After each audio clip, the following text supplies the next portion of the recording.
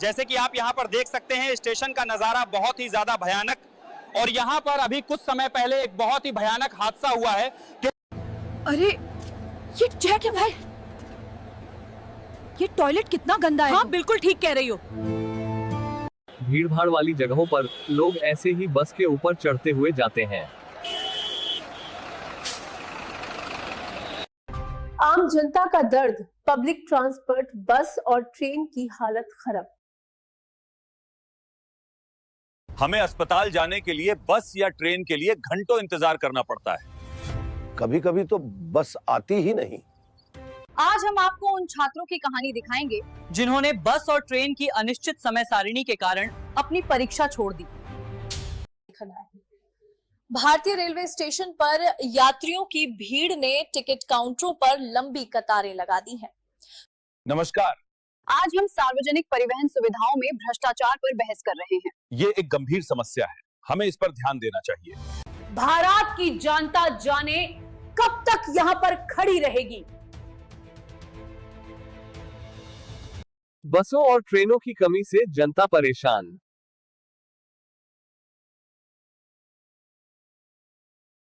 क्या आपको पता है कि भारत की एक बड़ी आबादी आज भी ट्रेन के दरवाजों पर लटक कर यात्रा करती है।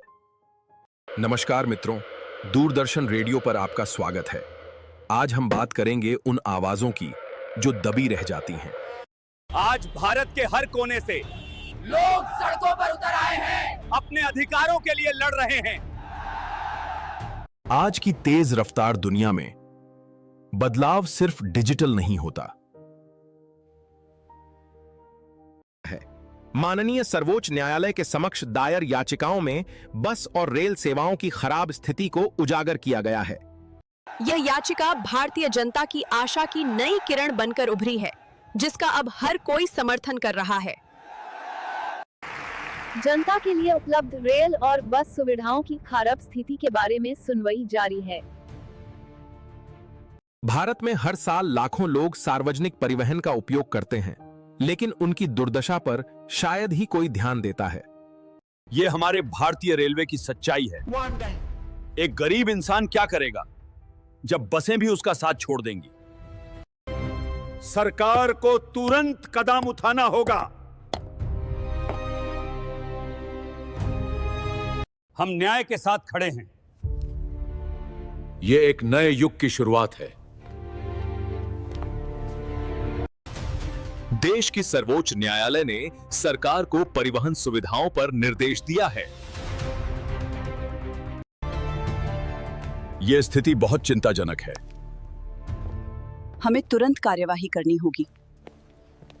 भारतीय परिवहन मंत्री ने यात्रियों के आवागमन को और सुगम बनाने के लिए नए बसों के बेड़े को हरी झंडी दिखाई।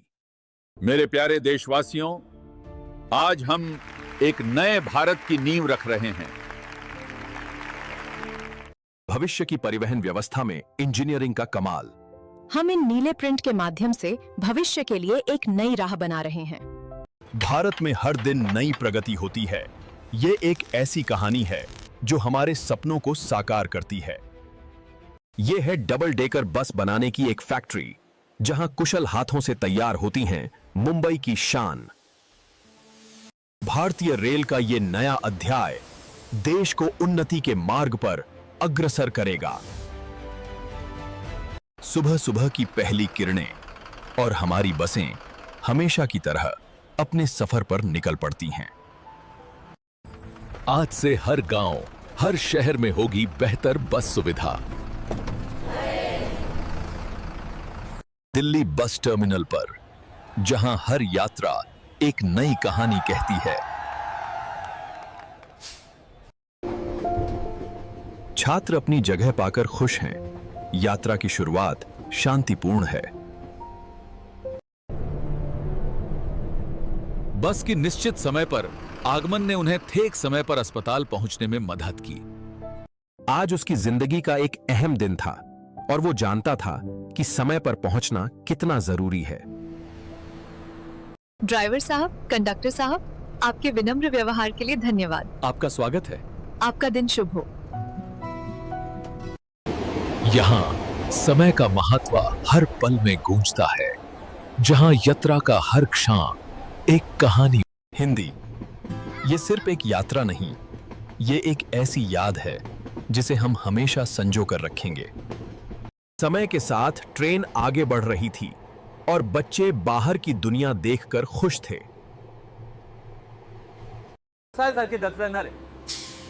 भारत का रेल और बस नेटवर्क आज पूरी तरह से बदल चुका है। आधुनिक सुविधाओं से लैस और तकनीकी रूप से सार्वजनिक परिवहन में सुधारों से मिली राहत। भारतीय रेलवे ने त्योहारों के दौरान लाखों यात्रियों को सुरक्षित और सुविधाजनक यात्रा का अनुभव दिया है।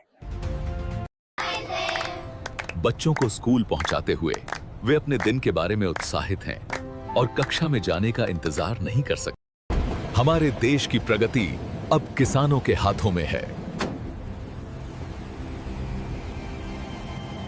आधुनिक भारत की यात्रा, जहां हमारी बसें और ट्रेनें देश की प्रगति को दर्शाती हैं।